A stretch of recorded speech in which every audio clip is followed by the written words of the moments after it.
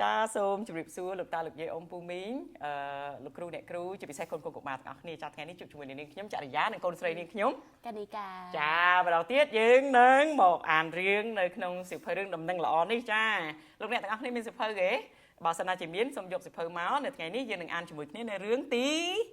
2ចាដែលខ្ញុំនឹងអានជាភាសាខ្មែរហើយកូនកនិកានឹងអានជាភាសាអង់គ្លេសចានេះរឿងទី2របស់យើងអូរូបភាពស្រស់ស្អាតមែនតើហើយអ្វីដែលខ្ញុំអស្ចារ្យជាងគេថ្ងៃនេះនៅពេលដែលខ្ញុំថតលេងចាប់តែឆ្កែរបស់ខ្ញុំទាំងពីរនេះមកដែរចាហើយលេងចំរឿងព្រះបាទបង្កើតអ្វីទាំងអស់ថាព្រះអង្គបង្កើតអីខ្លះចាសូមណែនាំឲ្យស្គាល់មុននឹងយើងអាននេះគឺ Daisy ចាហើយនេះគឺជា Mochi ចាអញ្ចឹងឥឡូវនេះខ្ញុំនឹងអានជូនចាបើឃើញទាំងអស់គ្នាហើយសាច់រឿងទី2ខ្ញុំនឹងអានជាភាសាខ្មែរជូនចាសូមអានជាមួយគ្នារឿងទី2ព្រះបានបង្កើតអ្វីទាំងអស់ព្រះបានគ្របដណ្ដប់លើដីដោយរុក្ខជាតិនិងដើមឈើជាច្រើនដែលផ្ដល់ជាអាហារសម្រាប់យើងបរិភោគហើយអាចធ្វើជាសួនច្បារដ៏ស្រស់ត្រកាលផងដែរព្រះបានបង្កើតគ្រប់ទាំងសត្វមានជីវិតទាំងអស់រួមទាំងត្រីសត្វស្លាបនិងសត្វជើង4គ្រប់ប្រភេទ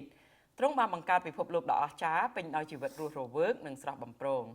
ព្រះជាព្រះអធិការនៃគ្រប់អ្វីទាំងអស់ដែលមានជីវិតលោកុបាទជំពូក1ខ11ដល់ខ25ចាសូមកូនកនិកាបានអានជាភាសាអង់គ្លេស Story 2 God created all things.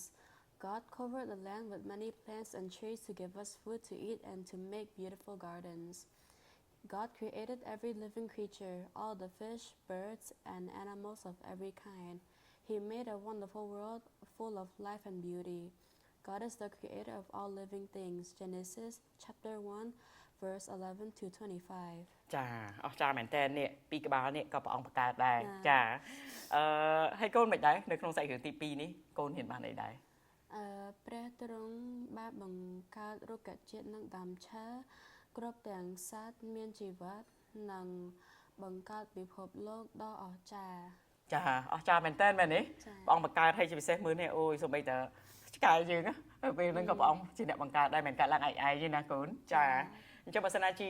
កូនកុមារទាំងអស់គ្នាឬក៏លោកតាលោកយាយអ៊ំពូមីងរៀនបានចំណុចអីអាចខមមិននៅខាងក្រោមវីដេអូរបស់យើងនេះដើម្បីយើងចែករំលែកដល់គ្នាទៅវិញទៅមកថាយើងរៀនបានអីគេខ្លះចាអរគុណចឹងនៅពេលនេះខ្ញុំនិងកនិកាសូមអរគុណហើយយើងនឹងជួបគ្នានៅរឿងទី3បន្តទៀតចាសូមព្រះអង្គប្រទានពរសូមជម្រាបលា